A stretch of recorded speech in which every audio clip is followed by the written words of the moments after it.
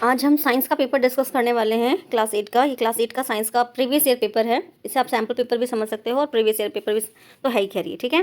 तो इससे बेसिकली आपको आइडिया मिल जाएगा कि आपका जो पेपर है वो किस तरह का डिज़ाइन होने वाला है। तो सबसे पहले अगर हम सेक्शंस की बात करें तो इसमें आपको 3 सेक्शन मिलेंगे, ए बी और सी। ठीक है, ए बी और 3 ए बी सी 3 सेक्शन होंगे। जो सेक्शन ए होगा उसमें 1 से लेकर के 12 तक क्वेश्चन होंगे जो एमसीक्यू होगा आपका। और सेक्शन बी में आपका 2 से 11 तक क्वेश्चन होगा। सेक्शन सी में जो है आपका 12 से 15 क्वेश्चन है। ठीक है, तो इससे हमें एक आइडिया मिल गया कि 3 सेक्शन में पेपर जो है वो आएगा, इसमें एमसीक्यू भी इंक्लूडेड होगा। ठीक है, अब अगर हम सेक्शन ए की बात करें सबसे पहले, तो एमसीक्यू बेस्ड क्वेश्चन है आपका। आप देख सकते हो सबसे पहला क्वेश्चन पूछा है आपका, right the full form of LPG, यानी एलपीजी का पूरा नाम लिखना है आपको। जो आपको पता है एलपीजी और सीएनजी ये दो आपके बहुत इंपॉर्टेंट है, इसका फुल फॉर्म पूछा जाता है एग्जाम में, तो आपको पता होना चाहिए कि एलपीजी लिक्विफाइड पेट्रोलियम गैस होता है और सीएनजी आपका कंप्रेस्ड नेचुरल गैस होता है। ठीक है, दोनों ही आपका इंपॉर्टेंट है, एक एक नंबर का क्वेश्चन आपका बनता है। इसके अलावा अगला क्वेश्चन आपसे पूछा है कि डैश डीबी से अधिक प्रबल शोर जो है वो शरीर के लिए कष्टदायक होता है। ठीक है, नहीं the noise above dash dB becomes physically painful. ठीक है, तो इसका आंसर 80 डीबी है।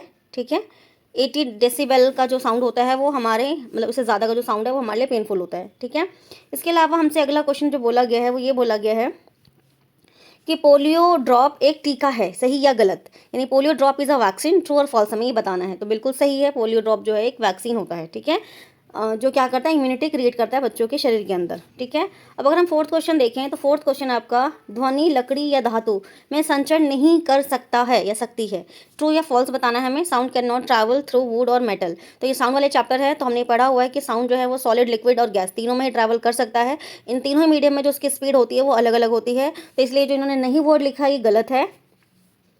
इसके अलावा अगला क्वेश्चन हमारा, कार्बनीकरण को परिभाषित करना है, यानी डिफाइन कार्बनीकरण। अपनी बुक खोलिए और इसका डेफिनेशन आप लिखिए, और वैसे भी नोट्स के अंदर इसका आंसर है, तो आप इसको लिख करके याद करेंगे। कार्बनीकरण और पेट्रोल का निर्माण कैसे होता है, ये दोनों ही क्वेश्चन आपके इंपॉर्टेंट है।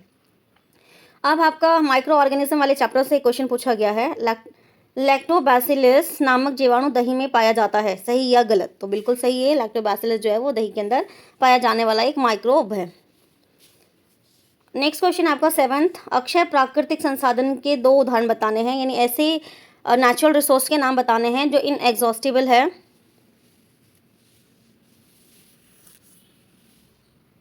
ये गलत लिख दिया है, इनएग्जॉस्टिबल में ये नहीं आएगा, जो ख़त्म नहीं होते वो आएगा। ठीक है, जो पेट्रोल डीजल होता है ये एग्जॉस्टिबल होते हैं, यानी ख़त्म हो सकते हैं, यानी ये अक्षय प्राकृतिक संसाधन नहीं। तो इसमें आप जल लिख सकते हो और हवा, वाटर एंड वाइन लिख सकते हो। ठीक है, और या सनलाइट भी लिख सकते हो। ठीक है, तो इसका आंसर गलत लिख दिया गया, ध्यान नहीं दिया मैंने। ठीक है, तो इसका आंसर जो आप लिखोगे, मतलब अक्षय मतलब जो ख़त्म नहीं हो सकते, तो आप वाइंड लिख सकते हो इसका एग्जाम्पल, यानी हवा।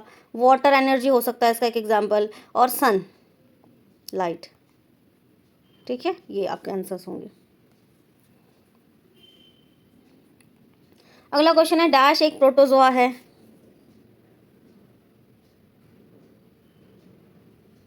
कौन सा क्वेश्चन था, डैश इज अ प्रोटोजोआ। ठीक है, इसका आंसर खुद से ढूंढो, आप बुक में थोड़ा मेहनत करो ताकि और भी क्वेश्चन आप इसके साथ पढ़ो, वैसे इसके अंदर आंसर लिखा हुआ है। ध्वनि के कोई 2 गुण बताने हैं हमें, तो ये भी आप अपने आप से करेंगे। ध्वनि के 2 यानी कि साउंड की 2 प्रॉपर्टीज लिखने हैं आपको। ठीक है, कोक कार्बन का अशुद्ध रूप है, सही या गलत हमें बताना है। तो सही है ये। ध्वनि की प्रबलता किस पे निर्भर करती है, आयाम पर निर्भर करता है, यानी एम्पलीट्यूड पे निर्भर करता है आपका। पौष्टिकरण में दूध को डैश से डैश डिग्री तक जो है, डैश से 70 डिग्री पर 15 से 30 सेकंड के लिए गर्म किया जाता है, तब जो दूध है आपका वो पॉस्चराइज हो जाता है। ठीक है, हिंदी मीडियम वाले हिंदी में क्वेश्चन देखेंगे, इंग्लिश मीडियम वाले इंग्लिश में, दोनों ही लैंग्वेज में क्वेश्चन भी है और आंसर भी आपको मैं बताती जा रही हूँ। अगला क्वेश्चन आपका, किसी वस्तु की आवृत्ति क्या होती है यदि वह 1 सेकंड में 20 दोलन पूरे करती है, क्यों, मतलब क्या होगा ये बताना और क्यों होगा ये हमें बताना होगा। ठीक है, यानी 2 क्वेश्चन पूछे हैं, तो दोनों के जब आप आंसर लिखोगे तभी आपको नंबर मिलेगा। तो अगर इंग्लिश में हम क्वेश्चन देखें तो इंग्लिश में हमारा जो क्वेश्चन है, what would be frequency of an object हमें बताना है इफ ऑसिलेशन जो है वो 20 टाइम इन 1 सेकेंड है, और वाई भी बताना है हमें। ठीक है, तो अगर हमसे फ्रीक्वेंसी पूछी है, ठीक है, 1 सेकंड में कितना ऑसिलेशन हो रहा है, कितना दोलन हो रहा है, 20। ठीक है, तो आंसर जो होगा वो 20 हर्ट्स होगा आपका फ्रीक्वेंसी। ठीक है, अब क्यों होगा, तो इसमें जो आपका फ्रीक्वेंसी होता है ना उसकी डेफिनेशन लिखनी है आपको, यानी दोलन की आवृत्ति की जो है वो डेफिनेशन लिखनी है। तो प्रति सेकंड होने वाले दोलन को हम क्या कहते हैं, आवृत्ति कहते हैं, तो इसीलिए आपका जो आंसर है वो 20 हर्ट्स हो जाएगा। ठीक है, यानी कि पर सेकंड होने वाले ऑसिलेशन को हम क्या बोलते हैं, फ्रीक्वेंसी बोलते हैं, ठीक है। तो एक आपको मतलब एक क्वेश्चन में 2 पूछे हैं, दोनों पार्ट के आप आंसर दोगे तभी आपको मार्क्स मिलेंगे 2 नंबर, ठीक है। अब और में हमें पूछा है which property of sound affect it's loudness and how, ठीक है, यानी ध्वनि का कौन सा गुण जो है प्रबलता को प्रभावित करता है, कैसे। आप अपने नोट्स खोलिए, आपको इसका आंसर मिल जाएगा। बाकी मैंने शॉर्ट में यहाँ लिखा हुआ है कि जो आवृत्ति अगर ऊंची होगी, सॉरी आयाम अगर ऊंचा होगा तो ध्वनि प्रबल होती है, आयाम कम होता है ध्वनि जो है वो मंद होती है। यानी कि अगर एम्पलीट्यूड हाई है आपका तो जो साउंड है वो लाउड होगा, अगर एम्पलीट्यूड लो है तो जो साउंड है वो क्या श्रिल होगा, ठीक है। बाकी आप अपने नोट्स में देखोगे सारे क्वेश्चन के आंसर आपको प्रॉपर मिल जाएंगे। अब अगला क्वेश्चन पूछा हमसे, जैम बनाने में उपयोग किए जाने वाले 2 रासायनिक परिरक्षकों के नाम लिखने हैं आपको, यानी कि write the name of 2 chemical preservative which are used in the manufacturing of jam and squashes, ठीक है, यानी इनको बनाने में कौन से 2 केमिकल का यूज़ होता है। तो एक आंसर आपका सोडियम बेंजोएट है और दूसरा आपका सोडियम मेटा बाइसल्फाइड है, ठीक है। बाकी इंग्लिश वाले बच्चे अपनी बुक खोल के आंसर देखेंगे, मिल जाएगा आपको इसका आंसर। वैसे नाम सेम आपको वही लिखना है, सोडियम बाइजोनेट और सोडियम मेटा बाइसल्फाइड। अब अगला क्वेश्चन जो है हमारा वो है, खाद्य परिरक्षक में चीनी का उपयोग क्यों किया जाता है, why is sugar use in food preservation, ठीक है। तो अगर हम वैसे समझें, चीनी मिलाने से जो सूक्ष्म जीव है वो वृद्धि नहीं करते हैं, वृद्धि नहीं करने की वजह से वो चीज़ खराब नहीं होती है, ठीक है। अब अगला क्वेश्चन है हमारा, किस जीवाश्म ईंधन को काला सोना कहा गया है और क्यों। Which fossil fuel is called black gold and why, ठीक है। तो पेट्रोलियम को ब्लैक गोल्ड बोला जाता है, क्यों का आंसर आप खुद से लिखेंगे, बुक में है इसका आंसर। वैसे मैं बता देती हूँ आपको क्यों कहते हैं, क्योंकि इसके बहुत सारे इस्तेमाल हैं, ठीक है, और इसलिए हम इसको क्या बोलते हैं, बहुत उपयोगी है ये, इसलिए इसको क्या बोला जाता है, काला सोना बोला जाता है, और ये बहुत महंगा भी है, ठीक है। बाकी इसका प्रॉपर आंसर आप बुक में देखो, मिल जाएगा। एक व्यक्ति से दूसरे व्यक्ति तक ध्वनि कैसे संचरित होती है, how does sound propagate from one person to another, यानी साउंड का प्रोपगेशन का आपको बताना है इसके अंदर। अगला क्वेश्चन है आपका, कोयला गैस कैसे प्राप्त होता है, इसका एक उपयोग भी लिखना है, यानी कि how coal gas produce write one use, ठीक है, यानी कोयला का जो गैस है वो कैसे में प्राप्त होता है और उसका एक इस्तेमाल लिखना है आपको। अगला क्वेश्चन है, पशु और कुक्कुट आहार में भी प्रतिजैविक मिलाए जाते हैं क्यों, यानी antibiotic are mixed with the feed of livestock and poultry, why. तो क्यों मिलाए जाते हैं प्रतिजैविक, ताकि उन्हें भी संचरणीय रोगों से यानी संक्रामक रोगों से बचाया जा सके, ठीक है, यानी कि it will prevent them from the communicable disease. कोई एक प्रतिजैविक का नाम लिखना है, मैंने 2 लिख दिए, आप इसमें से कोई भी आप याद कर सकते हो, एग्जाम के पॉइंट ऑफ व्यू से इंपॉर्टेंट क्वेश्चन है ये। अगला है, डेंगू वायरस के वाहक का नाम बताना है हमें, name the carrier of the dengue virus, तो इसका आंसर लिखा हुआ है मादा एंडीज, मच्छर है आपका ये, ठीक है। अगला क्वेश्चन है, डेंगू नियंत्रण के कोई 2 उपाय बताने हैं कि how we can control the dengue spread, ठीक है। तो अपने आसपास पानी इकट्ठा ना होने दें, इसके अलावा हर हफ्ते जो है कूलर या ऐसी चीज़ें जहाँ पानी इकट्ठा होती हैं उनको साफ़ किया जाए, ठीक है। इसके अलावा जहाँ पानी इकट्ठा हो जाता है वहाँ मिट्टी का तेल डाल करके हम मच्छरों के उत्पन्न होने से रोक सकते हैं। पेट्रोलियम परिष्करण किसे कहते हैं, पेट्रोल के कोई 2 संगठक और उनके उपयोग लिखने हैं हमने। What is petroleum refining, right the name of any 2 petroleum क्या लिखा हुआ है, हाँ, कंस्टिट एंड देयर यूजेस, ये मिटा हुआ क्या है,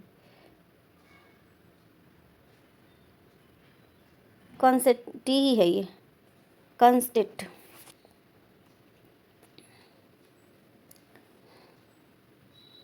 अगला क्वेश्चन है हमारा, सूक्ष्म जीवों के 4 मुख्य वर्ग मतलब नाम लिखने हैं और किन्हीं 2 वर्ग का एक एक उदाहरण भी लिखना है आपको। अगले क्वेश्चन में ये आपको दिखाया हुआ है, इसको पहचानना है, ये दोनों है क्या, इनके नाम लिखने हैं। अगला क्वेश्चन जो है वो विजुअली इम्पेयर्ड बच्चों के लिए यानी दृष्टिबाधित बच्चों के लिए है। वैसे एक बार क्वेश्चन पढ़ लेते हैं हम शैवाल का महत्व पूछा है यानी right the importance of algae हमसे पूछा हुआ है, तो इसका आंसर आपको लिखना है, ठीक है।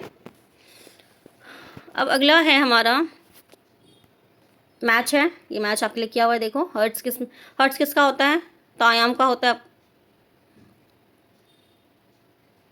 सॉरी फ्रीक्वेंसी का, हाँ फ्रीक्वेंसी आयाम, ठीक है, हिंदी में आयाम है, इंग्लिश में फ्रीक्वेंसी, ठीक है। इसके अलावा ये वाक्य यंत्र कंठ हो गया, डीबी प्रबलता बताता है, ये सारा आपको मैच कराया हुआ है, ठीक है, आप एक बार देख लेना। अगले क्वेश्चन में ये कुछ पार्ट्स को इन्होंने पॉइंट आउट कर रखा है, इनके नाम बताने आपको। तो ये मानव कर्ण है, मानव कर्ण का चित्र आप एक से देख लेना। मानव कर्ण के कोई 2 भाग पहचानने हैं, उसके काम भी लिखने हैं, ठीक है। अगला क्वेश्चन हमसे पूछा है, हमें अपने कान की देखभाल कैसे करनी चाहिए, ये है आपका फुल 4 नंबर में क्वेश्चन है, ठीक है, तो बी पार्ट है आपका कि हमें अपने कानों की देखभाल कैसे करनी चाहिए। अगला क्वेश्चन है आपका, ये दिया हुआ है, इसको पढ़ के आपसे जो जो क्वेश्चन पूछे गए हैं उसके जवाब देने हैं आपको, ठीक है। तो चलो एक बार पढ़ते हैं, हमें दिया क्या है। हमें दिया हुआ है कि संपीड़ित प्राकृतिक गैस का अधिक लाभ यह है कि ये इसे घरों और कारखानों में सीधा जलाया जा सकता है, जहां इसकी आपूर्ति पाइपों के माध्यम से की जाती है। पाइपलाइनों का ऐसा जाल गुजरात, दिल्ली और अन्य स्थानों पर उपलब्ध है। अब इंग्लिश में अगर हम पढ़ें तो हमसे पूछा है कि compressed natural gas is a great advantage is that it can be used directly burning in homes and factories where it can be supplied through pipes. Such network pipeline exists in Gujarat, Delhi and other places. अब अगर हम question देखें तो हमसे question पूछा है प्राकृतिक natural gas जो है सीएनजी के रूप में भंडारित किया जाता है, यानी कि natural gas store as CNG at high pressure, इसका आंसर होगा, ठीक है, उच्च दाब पर। भारत में प्राकृतिक गैस का विशाल भंडार कहाँ है? त्रिपुरा, राजस्थान, महाराष्ट्र और कृष्णा कावेरी के डेल्टा में, ठीक है, ये आपका आंसर है। बुक का ही एक पार्ट इन्होंने छापा हुआ पूरा यहाँ पर। अगला है, निम्नलिखित में से सीएनजी के बारे में कौन सा कथन गलत है? तो गलत आपका कम प्रदूषणकारी है, यानी लेस पॉल्यूटिंग, ये तो सही है। क्लीन फ्यूल है, स्वच्छ ईंधन है, ये भी ठीक है। It is use for transport vehicle, यानी वाहनों में उपयोग होता है, ये भी ठीक है। अगला है, तो जो लास्ट ऑप्शन है इससे उत्पादन ऊर्जा में इसे ऊर्जा उत्पादन नहीं किया जाता है, यानी it is not use for the power generation, ये गलत है आपका, ठीक है। अब अगला है हमारा प्राकृतिक गैस यानी नेचुरल गैस फॉर्मेशन क्या है? एक धीमी प्रक्रिया है, यानी एक स्लो प्रोसेस है, ठीक है। अब अगला जो हमारा है सेम, दोबारा वैसे एक छोटा सा रीडिंग दूसरा भी वही है 15, हाँ 2 है आपके। चलो पढ़ते हैं। हमसे बोला ये 7th का है, ठीक है, क्योंकि आपका जो सिलेबस है उसमें 7 के भी कुछ चैप्टर हैं, तो जो 7 के चैप्टर है उसमें से आपको इस तरह से छोटा सा एक रिटन पार्ट दिया हुआ है और उसमें से एमसीक्यू पूछा हुआ है, ठीक है, जैसे इंग्लिश में होता है ना कॉम्प्रिहेंशन, उस तरह से। पौधे द्वारा खाद्य संश्लेषण सूर्य के प्रकाश की उपस्थिति में होता है, इसलिए इसे प्रकाश संश्लेषण कहते हैं। इस पृथ्वी पर यह एक अद्वितीय प्रक्रम है। पत्तियों द्वारा वे जंतु जो इन परिवर्तनों के प्रति अपने आप को नहीं ढाल पाते हैं मर जाते हैं। केवल वे ही जीव ही जीवित रहते हैं जो अपने आप को बदलते परिवेश के अनुसार अनुकूलित कर लेते हैं। जंतु विभिन्न जैव अजैव कारकों के लिए विभिन्न विधियों में अपने आप को अनुकूलित कर लेते हैं। अब अगर इंग्लिश में हम बात करें, adaptation does not take place in short time over thousands of years. The abiotic factors of a region change. Those animals which cannot adapt to these changes die and only adapted one survive. Animal adapt to different abiotic factors in different ways, ठीक है। अब हमने पढ़ लिया, यानी कि अनुकूलन के बारे में बात हो रही है, एडेप्टेशन के बारे में बात हो रही है। तो अब हमसे जो पहला क्वेश्चन पूछा है अजैव घटक यानी अबायोटिक फैक्टर कौन से हैं आपके, तो हमने पहले साइंस में भी पढ़ा हुआ है और एसएसटी में भी पढ़ा हुआ है कि 2 तरह के घटक होते हैं, फैक्टर होते हैं आपके, बायोटिक और अबायोटिक। यानी कि बायोटिक में वो होते हैं मतलब जैव में जो जीवित होते हैं जिनमें जीवन का अंश होता है, और अबायोटिक में सारे के सारे मृत यानी कि मरे, जो जीवित मतलब जो सांस नहीं लेते हैं, जिनमें जीवन का अंश नहीं होता। तो इसमें हमारा जो ऑप्शन है सही वो है C part, water, air and temperature. अगला क्वेश्चन हमसे पूछा है थिक स्किन वाले जो एनिमल है वो कहाँ मिलते हैं, तो कोल्ड माउंटेन रीजन में मिलते हैं आपको, यानी कि ठंडे पर्वतीय क्षेत्रों में मिलेंगे आपको। तीसरा क्वेश्चन हमसे पूछा है धारा रेखीय शरीर मदद करता है किस चीज़ में, तो स्विमिंग है आपका इसका आंसर, तैरने में। सजीवों का एक लक्षण नहीं है, हमसे पूछा है not a characteristic of only living being, यानी कि ऐसा लक्षण जो केवल हमें लिविंग बीइंग में देखने को नहीं मिलता, जो निर्जीव चीज़ें होती हैं उनमें भी हम देख सकते हैं। तो पहला ऑप्शन अगर हम बात करें रिप्रोडक्शन जनन, तो केवल सजीव करते हैं रिप्रोडक्शन। जो श्वसन है रेस्पिरेशन वो भी सजीव करते हैं। न्यूट्रिशन यानी कि पोषण वो भी सजीव लेते हैं। और जो लास्ट है मूवमेंट गति, तो ये निर्जीव भी कर, जैसे कार देख सकते हो आप, साइकिल देख सकते हो, जीवित थोड़े ना होते हैं लेकिन चलते हैं फिर भी, तो ये आपका आंसर होगा, ठीक है। यहाँ से आपका ये साइंस का पेपर पूरा सॉल्व हो गया है। आप इसको सॉल्व करो और आपको आइडिया लगभग हो गया होगा कि पेपर किस तरह का आएगा, तो उस हिसाब से आप अपना सिलेबस जो है वो तैयार करो एग्जाम के लिए। All the best.